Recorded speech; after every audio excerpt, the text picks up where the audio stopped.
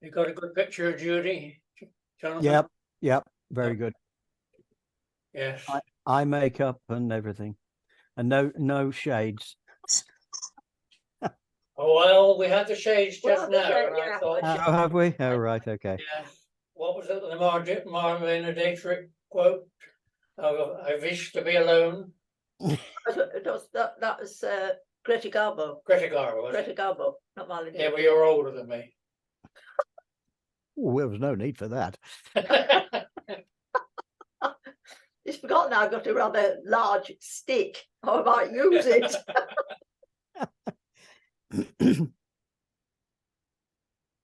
Right, let me just share this again if I can with people.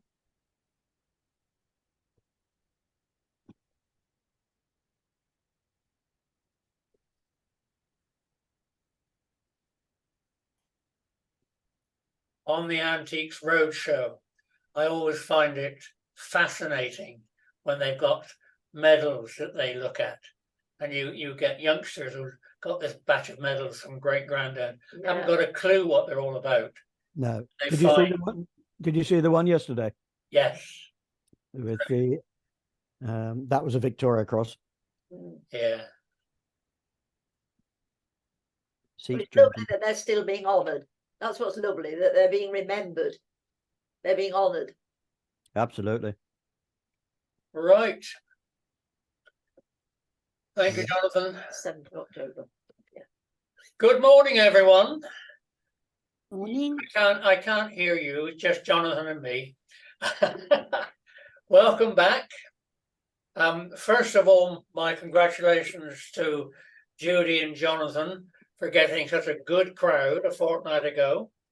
It's a tribute to Judy's drawing power, and I understand it was a tribute to Jonathan's baptism by fire. Yeah. Well done.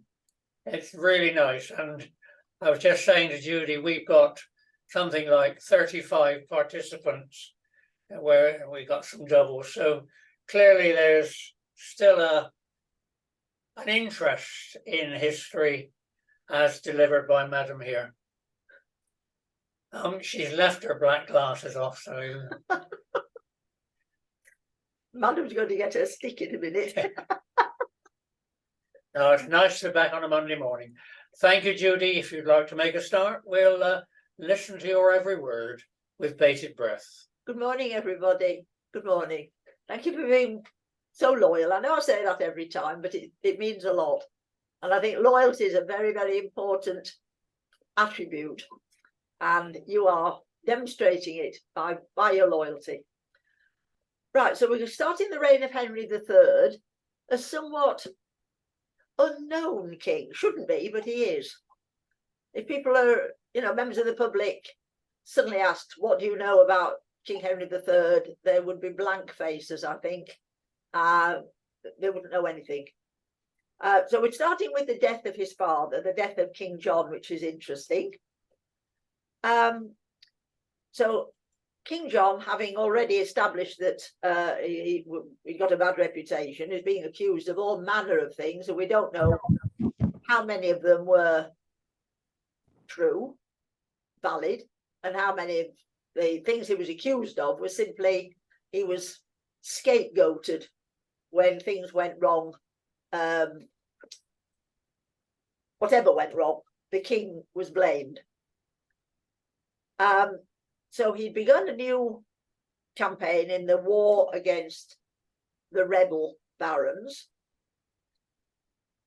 and he was campaigning in East Anglia. And by this time he was ill.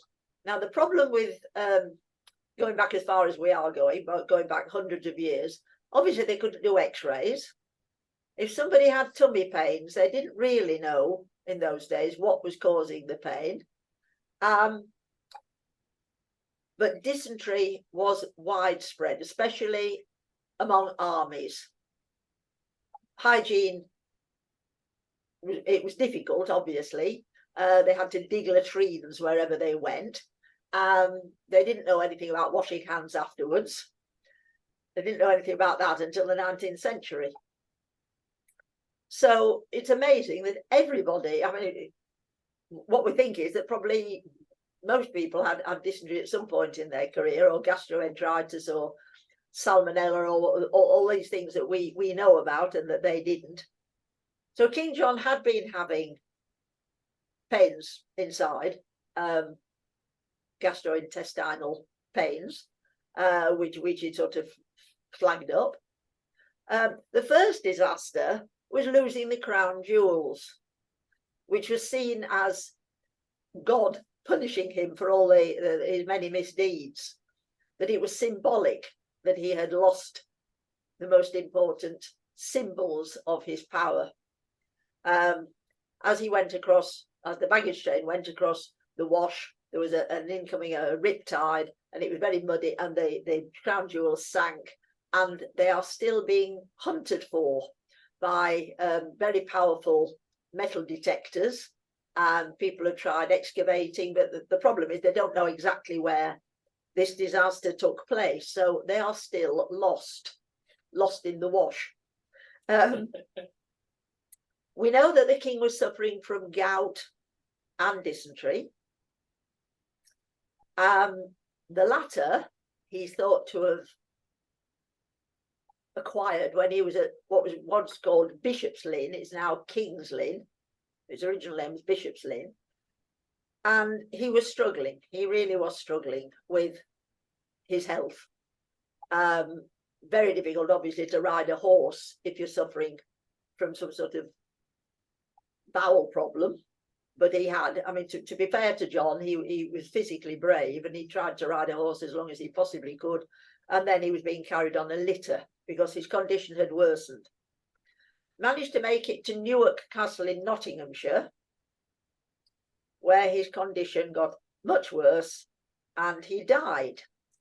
Now, the story was put about that he died of a surfeit of peaches and cider. This is what physicians often did. If they couldn't mend the patient, if they couldn't, well, obviously diagnosis was really difficult, so obviously remedies were a bit hit and miss. And if they couldn't cure the patient, especially if they were royal, they often resorted to, well, it was something he ate. So that they were really saying it wasn't our fault, we tried everything, but it was something in the food he'd eaten. And a surfeit just means too much of. So it was a bit of a get out clause. He'd eaten too many peaches and he'd drunk too much cider. So then so that was accepted. That was the public story. But another idea was that he'd been poisoned. And he'd been poisoned using toad venom. So whether you use a live toad and scrape its back and get the venom off, or whether you kill, I mean, you can't imagine the toad lying still and accepting this treatment, or whether you kill the toad and then scrape it. But toad venom was an accepted form of poison. We weren't very skillful in this country regarding poison. The Italians had the top prize for being very good knowledge of poisons, which developed through the Middle Ages. And by the time we come to Lucrezia Borgia, you've heard of, she was supposed to be, you know, the absolute guru when it came to poison. And what had happened in, certainly by the Renaissance, was that they'd invented rings with large stones in, which kind of give a little lift up lid. So there's a little container underneath the stone. And in that you could put some poison. And then when your enemy wasn't looking and your enemy had a glass of wine or a jug of beer, you could open your ring and just quickly pop the poison into the container and close the ring, and nobody would suspect anything. And then they would drink the potion or whatever it was and die horribly. And it would be attributed to something else. So if the king was killed by toad poison, we don't know how it was administered, but it's interesting that people thought that that was a possibility, that he was so hated and he made so many enemies that that was quite a serious suggestion that he had been murdered by his enemies. He had a very conventional funeral. He had asked previously to be buried in Worcester Cathedral because he had a favourite saint, St. Wulstan, as a Saxon saint, and he'd always said that he wanted to be buried in St. Wulstan's Cathedral, which was Worcester, as a beautiful effigy. If you go to Worcester, so a lot of you probably have been and seen John's effigy, which is remarkably undamaged, considering a lot of effigies were damaged when the Puritans took over and destroyed these images because they said he was going against the Ten Commandments. So there is a very, very good, probably very lifelike image of John in Worcester Cathedral. The problem with the succession was that his son was only 9 years old, as we've said before, a child coming to the throne, not good for a country. It made the country very vulnerable because obviously the child couldn't lead armies into battle. It was a very dangerous period of our history because the Civil War was still raging between different sets of barons, the ones that were loyal to the king and the ones that weren't. So the poor 9-year-old was inheriting a really difficult situation, really difficult. So the new king, only 9, born in Winchester and became King of England and Duke of, still claiming the title Duke of Aquitaine, although virtually all of Aquitaine had now disappeared. So that was another problem, that the great Angevin Empire was being not just nibbled away, but large chunks of it were disappearing because the kings of France were fighting to unite their kingdom and take back the areas which had become which belonged to the English throne. So the new king obviously couldn't rule independently. He had very good advisors.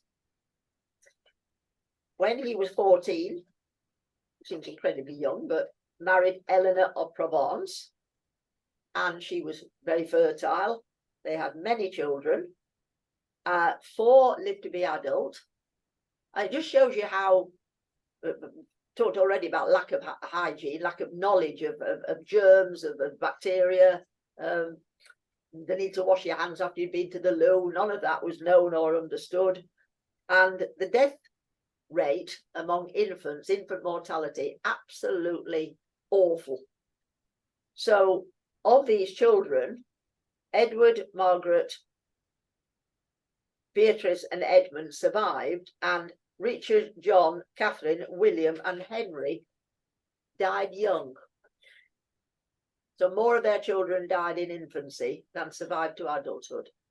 And that was pretty much the going rate, which seemed really kind of shocking to us. One day, I think I've probably said this before, but the danger period wasn't when they were babies. It was when they were weaned. They were breastfed for 2 years in those days with a wet nurse. Rich people didn't feed their own babies. They had wet nurses. The danger came when they were no longer being breastfed, when they were onto, well, not solid food, but they were being weaned. Because they didn't know that flies were dangerous, they didn't know that it was a bad idea to leave food lying around in the summer and insects would come and land on the food. They didn't realise any of that, and they didn't wash things very thoroughly. And so germs and bacteria were proliferating. So if a nurse was disturbed and she left a little bowl of porridge, say some sort of porridgey sort of food that she was feeding to the 2-year-old, and she was distracted and she went away and flies came and walked about all over said porridgey food, then the nurse came back and started spooning this food into the child's mouth, the child was very likely going to become ill. and 2-year-olds, it was a really dangerous time when they were weaned, were going on to something solid. Well, not solid exactly, but no longer breast milk. That was when so many children were very vulnerable and died. Royal children, the same as other children, because of the total ignorance and lack of knowledge. So what did the king look like? Well, he was short, like his father, plump, not fat, just well covered, handsome, but had a drooping eyelid, which his son Edward inherited. But the main thing was his personality. People have, over the years, tried to work out what he was like as a person. He was described as single-minded, narrow in his opinions, a good family man. Nobody could fault him when it came to, unusually, very affectionate towards his wife and very affectionate towards his children. Very unusual in those days. Completely faithful to his consort. This was seen as actually quite weird and rather creepy. You know, kings were supposed to show their masculinity by having mistresses and lots of illegitimate children. It was almost a requirement. So anybody who was faithful to their wife was almost suspected of not being completely manly, which seems rather strange to us, but that was the way it was. He was, say, very affectionate to his children, again, an unusual trait. The main problem was that something that was actually a virtue, which turned into a vice, and that was his generosity. We see that as a lovely characteristic, somebody generous, giving rather than taking. But this became a massive problem, that he lacked judgment. He lacked imagination. He couldn't understand why other people became offended or upset. He couldn't empathize, which is a problem. He couldn't empathize. He was kind. He was sentimental. He loved art. That was another stick to beat him with. People thought that was a bit strange. The warrior class thought that was a bit peculiar, that he was so cultured and he loved, when we say art, it was mainly architecture. A great love of beautiful things. So that was seen a bit dodgy by the warrior barons. He loved all things beautiful and collected beautiful things. And I didn't put it in the notes because I forgot. He was also noted for collecting relics, which had become a thing for monarchs to. It was a sort of hobby, but it was also important from the point of view of the kind of competitive element between rulers in Europe. Who had the best collection of holy relics? And Henry III did have a very good collection of relics. I mean, eventually, the winner, if you like, by the time of the Reformation, was the Elector of Saxony, who had hundreds and hundreds and hundreds of relics, which he was very happy to put on display and explain to people how he had acquired the relic and the significance of the relic. It had become a bit like an antiques program, sort of competitive. You could buy relics, you could acquire them, you could exchange them. You could go and dig in the Holy Land and find relics for yourself, or you could exchange relics with another collector. A lot of them, of course, we know now were fakes. Some, of course, were genuine. Very hard to know the difference in those days before DNA or any kind of testing. There's no doubt whatsoever that there were faith cures. No doubt at all. if you went to Canterbury Cathedral, there was no doubt whatsoever that that wasn't a fake shrine. The shrine there did contain the body of the martyred bishop, Thomas à Becket. But no, I would say there was no doubt at all there. And there was a room which you could go to. You had to pay a little bit of extra money. That was the problem. You had to keep paying. You had to pay a little bit of extra money to go into this room where they'd got all the evidence of cures. They'd got stretchers and crutches and artificial legs and all sorts of things that people had left behind in gratitude for a cure. That doesn't mean they grew a new leg, but maybe the pain was reduced. Maybe they'd had agonizing pain in the stump of the leg they'd had amputated, and they were cured. They went to the shrine, they prayed for a cure, and they received a cure. And there's no doubt that that was genuine, because it was their faith that made the difference. But many shrines were showing relics that probably weren't genuine, like straw from the Holy Manger. Well, how could you tell? The tip of the lance that had been used during the crucifixion to pierce Jesus's side. There were various. Isn't it true, Judy, that if all the pieces of the cross were put in one place, it'd be 72 foot high? They said it would. Yes, there are lots. And one, Erasmus, during the time of the Reformation, Erasmus, a great Dutch philosopher and thinker, went to Germany and went to various shrines and was shown the head of John the Baptist. I think that was in Cologne. And then he went to another cathedral, which I didn't check out, but he went to another cathedral where they also claimed they'd got the head of John the Baptist. And when he questioned it, they said, oh, this is the skull of John the Baptist when he was a child. So, he came back and sort of proclaimed this as an evidence that it had all got out of control. And that was one of the main reasons for the Reformation, that the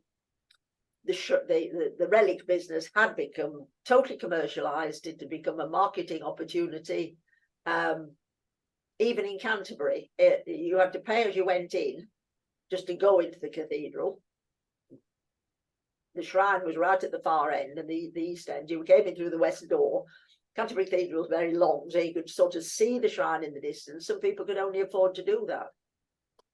Then you had to pay again to move into the transept, so you could see the shrine clearly, but you couldn't actually touch it. Then you had to pay again. I mean, this is what developed over hundreds of years. Then you had to pay again to get nearer to the shrine, and then again to actually kneel and put your head against the tomb itself. So this was sort of in the future, but was beginning to happen even in the 13th century.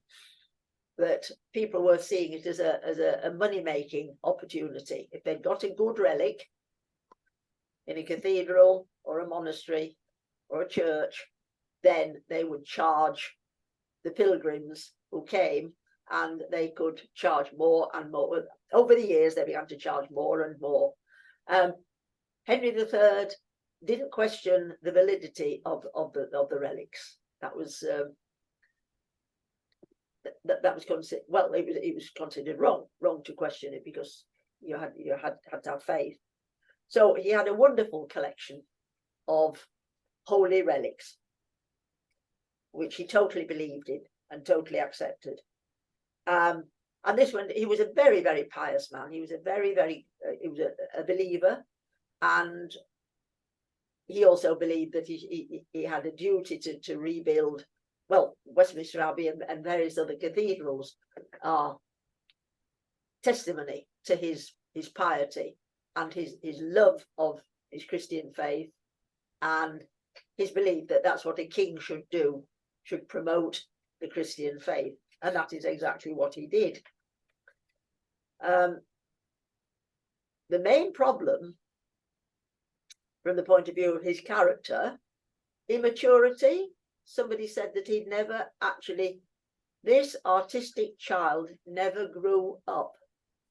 So one way of understanding the king's personality was that he was like a grown-up child. He was naive, fickle in his opinions. He was easily influenced, like children are, and tended to sort of believe the last person who had been in contact with him, easily swayed in his ideas, which made people then not trust him. He was surrounded by yes men, most important people are, and he was reluctant to face facts. And again, like a child, he could escape into a world of unreality where he didn't face up to things. He was either in denial or he just thought, a bit like Scarlett O'Hara in Gone with the Wind, I'll think of that tomorrow. And an ability to put things off if they were unpleasant, just not think about them, just shelve them. Whereas a king needed to show leadership qualities, and that was something he found very difficult. He was eternally optimistic. Everything's going to turn out all right in the end. Again, that could get very irritating after, you know, he was king for many, many years. That could get really quite irritating. Oh, it'll be all right. We won't face up to that just yet. It'll all turn out to be all right. It'll all turn out all right in the end, instead of making decisions. And he was, again, caught by his enormous generosity, caught out by this. He was not just generous to his queen. That would have been bad enough. She had an awful lot of relatives, which she brought over with her from Provence, the dreaded Provençals, they were called, this sort of horde of foreign, what they were seen as parasites. They came and lived at the English court and had very generous allowances and clothing allowances, and lived free and for nothing, because the king wanted to please his queen, and so he was generous to all her relatives. Then he got his own family, half brothers and half sisters and so on, and he was very generous to them. So I didn't put this in the notes, but I found the book later. I was hunting for this book. I've got too many books at home and I couldn't remember where this book was, but I found it, which is about Queens of England. It's just called the Queens of England. Eleanor of Provence. She was called La Belle because of her beauty. She was French, obviously. She's the daughter of the Count of Provence. She was very cultured because Provence was cultured. The country of music, literature, and poetry. So she brought these interests with her to England and influenced her husband. And as it says in the book, beautiful buildings and a beautiful wife needed money. And when Eleanor came to her coronation, no one objected then to the fact that she had a fortune spent on her clothes and jewellery. It was commented on, but not in a very aggressive or hostile way, that the king had spent a small fortune on this new wife, who he didn't even know. It was an arranged marriage, of course. But nobody realised this was the way it was going to continue. It wasn't just for the coronation. He was going to go on giving her massive amounts of money for her clothes. And she absolutely loved fine clothes. They had to be made of silk. They had to be made of imported material. She didn't wear wool. She didn't wear linen. She wore silk and damask and brocade, all of which came from faraway countries and cost an absolute fortune by the time they reached England. And the king was very happy to keep paying out for his wife's extravagant love of clothes.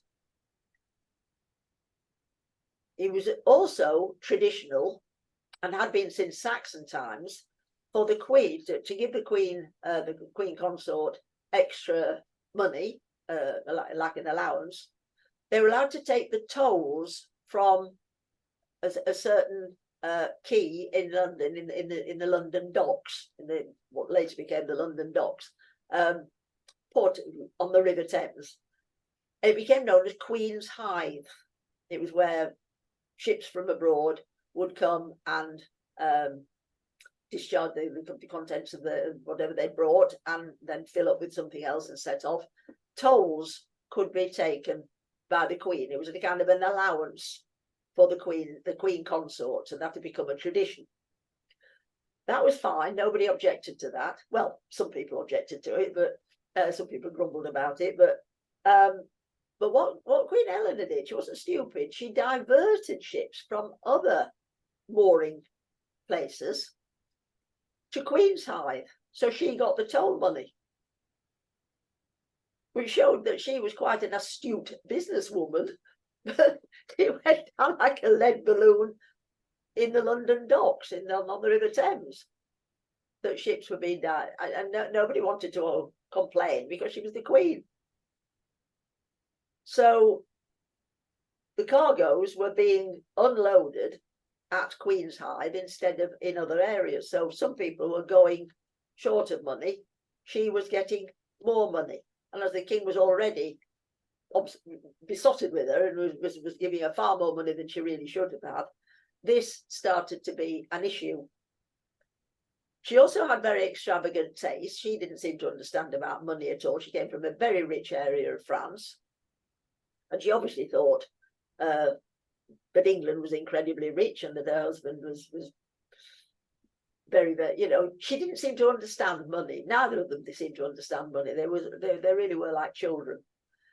And there's a list here of her expenses. For linen, feeding the poor, that's good, feeding the poor, kitchen servants, and upkeep of horses. 6,000. Yes, sorry, I'm struggling with the amount. £6,558.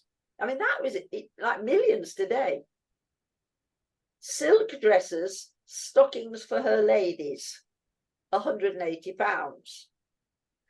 Buying horses, clothes for the family, shoes and saddles, £1,891. These are colossal sums of money.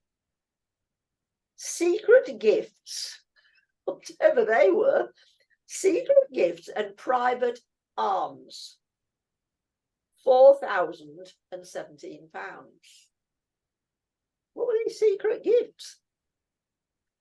Jellies, spices, apples and pears, £252.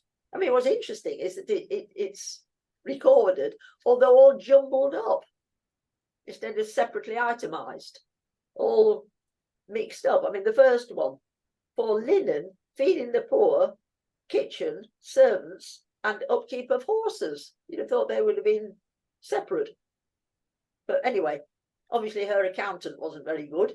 But the sums of money are very precise. So from that point of view, it's fascinating. Enormous sums of money. And that's just the Queen. And it says, Eleanor's unthinking behaviour, together with her husband's extravagance, the fact that she'd got all these family members that were like draining the resources of the people, where did she and the king think the money was coming from? It was coming from our poor ancestors. There wasn't a money tree anywhere.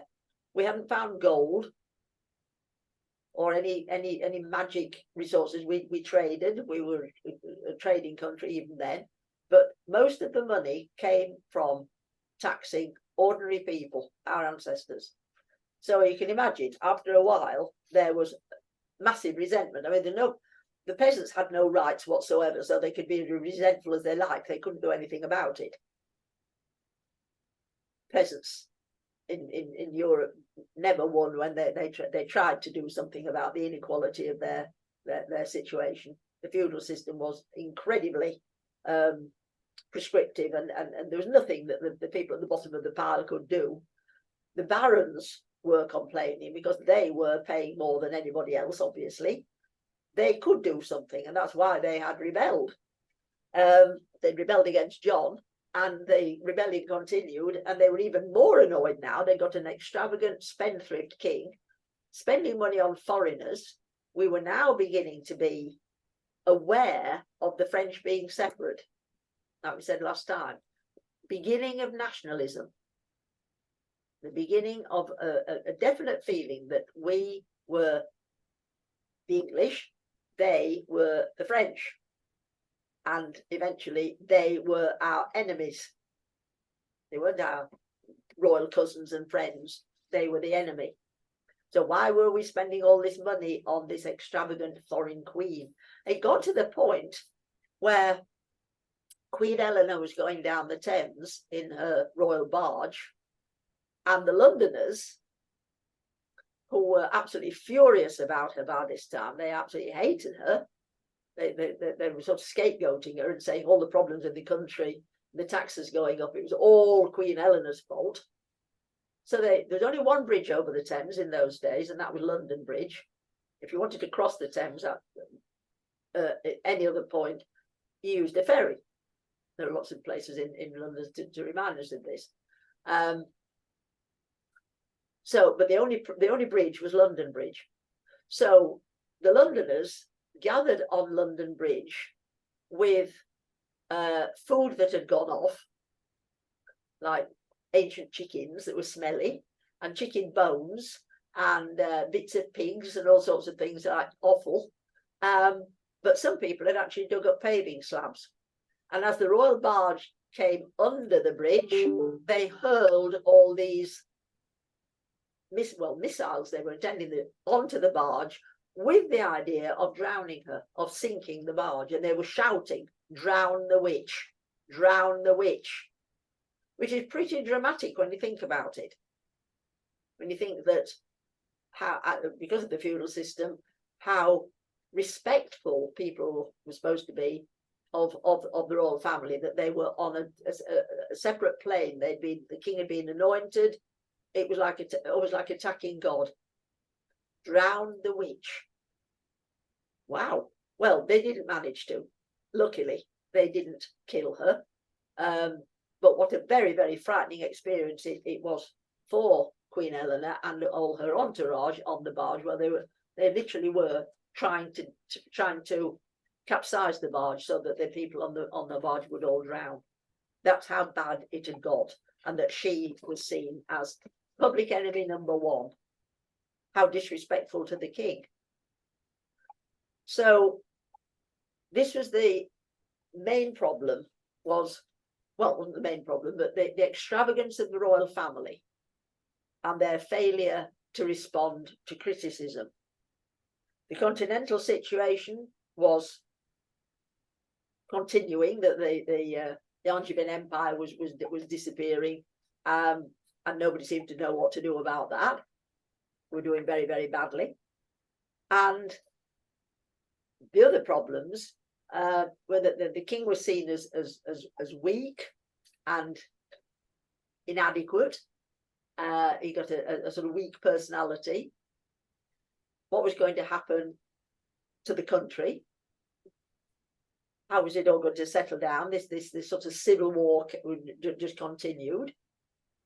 The hope was that the king's son, eldest son, Edward, who seemed a very likely lad, that he would be a better king. When his father died, Edward, the Lord Edward, he was called, would take over, and he would, people could just be patient. He would be a much better bet than his father. So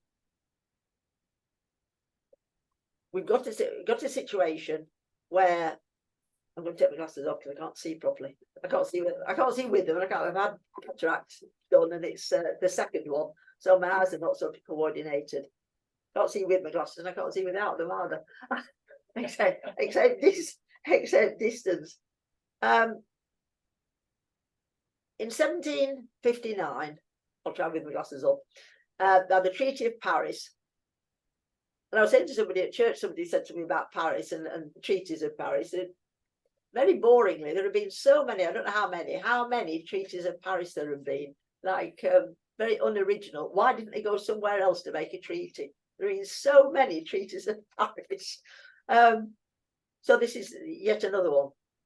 1259, Treaty of Paris, King Henry III renounced his claim to Normandy and Anjou and Poitou, and did homage for Gascony to the new King of France.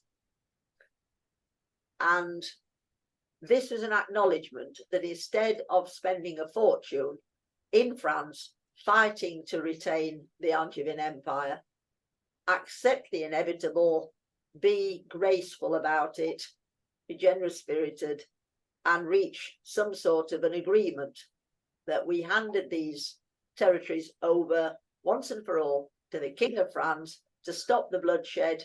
But above all, it wasn't so much the bloodshed in those days, it was the expense of fighting a lost cause. So that was something good, but obviously it wasn't seen as good in this country. It was seen as defeat, as humiliation, that we were giving in to the French. At some point we must fight to get this land back. And so the French then became the sort of national enemy, and this desire to get the land back continued right through to Tudor times. Henry VIII, one of the first things he did when he became king, oh, I must go and fight in France. That's what kings do. This is accepted behaviour. You go and fight the French.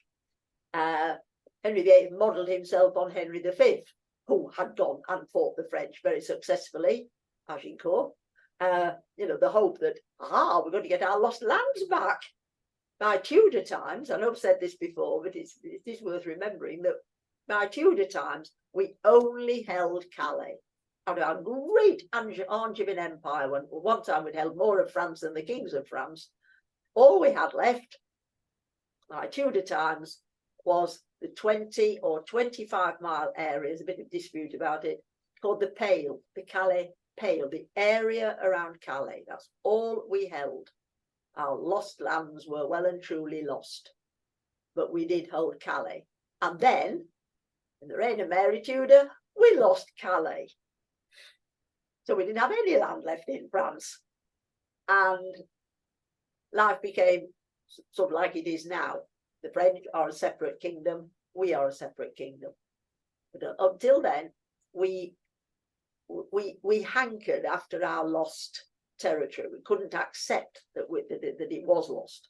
So at least this 1259 treaty is an acknowledgement that we can't just go on fighting for these particular areas. Normandy and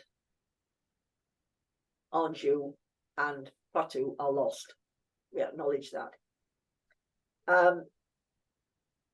So we've got this sort of financial situation that is getting worse and worse, and we've got a situation where the barons are totally tired of their taxes going up, and not just taxes, which they could have perhaps accepted, but all sorts of, like King John had established all sorts of sneaky ways of getting money out of them. Like if they didn't turn up for battle, they were fined. There were all sorts of fines as well as taxes. And the barons were just becoming more and more impatient with the king because he either wouldn't face facts or wouldn't accept that there was a problem, and financial mismanagement just continued. Very hard to control a king in those days without actually going to war against him. So there's a financial crisis in 1258. Foreign campaigns, personal extravagance, and the barons decided that enough was enough, and they sort of called a meeting and held the king, sort of, didn't exactly hold him to ransom, but it was called the Provisions of Oxford, a turning point in our relationship, the ordinary people's relationship with the king. Admittedly, it was the barons that were holding him to answer for his not his sins, but his mismanagement. It wasn't peasants. The Victorians tended to sort of romanticize this, the Provisions of Oxford, it almost suggesting that it was the common people that had turned against the king. Well, of course it wasn't. Common people had no rights whatsoever. It was barons acting on their own behalf. They weren't interested in peasants either. They were acting for themselves. But the provisions of Oxford created a restraint on the monarch's power and authority, the establishment of a governing council responsible to the barons in Parliament, and this does mark the birth of our much vaunted parliamentary democracy. Not Magna Carta, but the neglected provisions of Oxford that most people have never even heard of. I've never heard of them before I did a degree. You know, what on earth are the provisions of Oxford? Why are they special? A specific way of controlling the monarch, and to do with money, specifically to do with money, that he would be answerable to others, not just to himself. In other words, he wouldn't be an autocrat. He wouldn't be like a dictator, just putting taxes up as and when, the people just having to pay. You know, the king orders it, the king has made a decree. It's interesting that other countries haven't reached this point. And the feudal system collapsed in this country before it did in other countries. And it's very interesting to remember that feudalism continued in Russia until the 19th century. They still had serfs in Russia.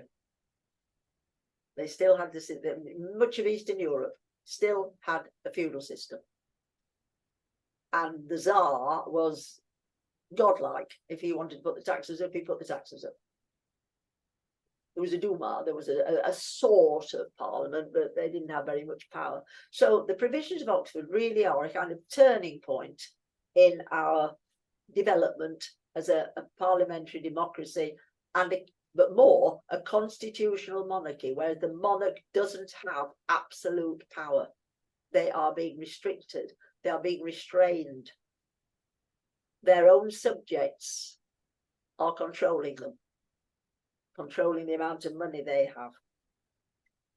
So this is a very, very important point to make, that the king from that point on can't just merrily spend other people's money as if they have found a money tree. There is a control limitation. So very, very important. The other thing we need to say is how much the king contributed to our architectural heritage. And Martin's found a lovely picture of the wonderful pavement, it's sometimes called, in Westminster Abbey, which was only revealed for the king's coronation. I don't know why it can't be on show all the time, but there you are. It's covered up because it's so special and so precious. This wonderful, very intricate floor, a sort of mosaic floor in Westminster Abbey. That was due to Henry III. He, of course, replaced Westminster Abbey. He replaced the Saxon building with the magnificent edifice that we see now. Beautiful, beautiful building. But he also was constructed, not personally, of course, constructed other cathedrals. We owe a great deal to Henry III's interest in architecture and his knowledge of architecture and his sponsorship of all these wonderful cathedrals. He had knowledge and understanding of beauty, and particularly of religious architecture, which was flourishing at the time. You probably know all the different styles of architecture, and the decoration of the churches was flourishing at this time, and monasteries, nunneries, all sorts of religious buildings. There's a proliferation of them during his reign. He reigned for a long time, and the Dominicans and the Franciscan friars came to this country. Of course, they started in Italy, but the order came to this country and they needed somewhere to live. So lots and lots of friaries were developed during Henry's reign. So a tremendous explosion, if you like, of religious buildings of great beauty. So they weren't built in the sort of plain early Norman style. They were very, very beautiful buildings, and we owe that the fact that they in many cases still exist to Henry III. So next time we're going to do the death of Henry III. But we are going to do what is very important, and that is the very beginning of Parliament. Which probably do remember doing it, mentioning at school, that the idea of calling on ordinary people, but not peasants, certainly not peasants, ordinary people that were then designated the Commons. So it is the beginning of the House of Commons. So the House of Lords is already in place. A form of House of Commons, the House of Lords, have been in place for a long time. The Curia Regis went back to Norman times, an advisory council for the king. But the fact was, they didn't have to take any notice of them. You know, you could ask their advice and then totally ignore it. The idea of the House of Commons was again to do with money. It was to control the king's extravagance, because Henry III had been so notably and wildly extravagant. He just didn't seem to understand money. You know, there was always more money where that money had gone. You know, he was told that you can't have any more. He just took no notice. So to do with money, not to do with wonderful democratic ideas, which is what which is what the Victorians thought. They romanticized it. You know, so they said the common man was coming into his own, and the common man was getting the vote. Not at all. The common man didn't get the vote until actually the 20th century. A lot of common men didn't get the vote until after the First World War. So the Victorians had this sort of very romantic, rather exaggerated idea about the growth of democracy way back in medieval times. They totally got it out of proportion. But next time we will look at and see how Parliament started. The House of Commons, the House of Lords, meeting at Westminster. So all those three things were established in the reign of Henry III. Not that we should be giving him any credit for this. It certainly wasn't his idea, but it happened during his reign. So we will do that, and then his death. We will bump him off in a fortnight. Thank you very much indeed for listening. Thank you, Judy. The next time we meet then is on the 2nd of next month. Thank you very much.